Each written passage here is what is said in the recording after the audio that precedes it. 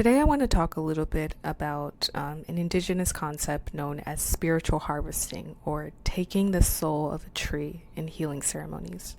And I actually learned about this when I traveled to Japan in 2023, and I actually did a documentary where I interviewed Ainu people. It's on YouTube. If you go to Incendiary Balloons Media on YouTube or incendiaryballoons.com and search Ainu, AINU.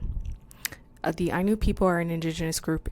The Ainu people are an indigenous group in Japan, and they, currently are facing a lot of discrimination that a lot of indigenous groups are facing globally, just as a result of, imperialism and colonialism and so many other things. But today I just want to talk a little bit about a really unique tradition that the Ainu people used to follow, and is a big part of their history.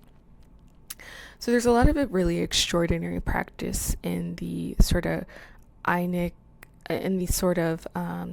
medical ritual standpoint, right? And this one specifically is the practice of when a mother could not produce breast milk, a healing ritual would involve going into the mountain to invite the spirit. So this would be the spirit of a white birch tree known as Ramat to assist. And they used a prayer stick of offering chants to the spirit. So Ainu healers, who sometimes were male elders or women shamans, would perform kamoinami, which is essentially what's known as prayer to spirits. And again, you guys will learn more about this when you watch the full documentary, but they will perform kamoinami, which is a prayer to spirits, and offerings before preparing herbal medicines. But the key was that the life force, also known as Ramat, of medicinal plants or objects was, thought to be what cured illnesses. And they didn't just use birch trees. They would also use things like dried worms or blood or stones, like example, tiger eye stones within a ritual frame.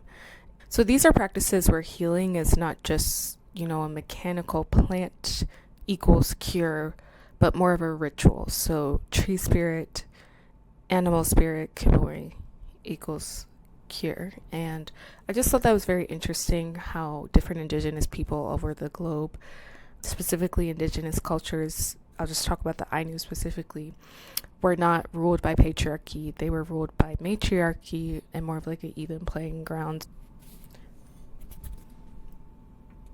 So essentially, to wrap it all up, I just wanted to point out what I learned from the Ainu woman and the Ainu elder that I spoke with, because I do find through my research I've found a really, really, really big pattern of, or really large pattern of, indigenous Black culture and, ancient elements of our history being rooted in most of the medicine or most of the research surrounding women's health.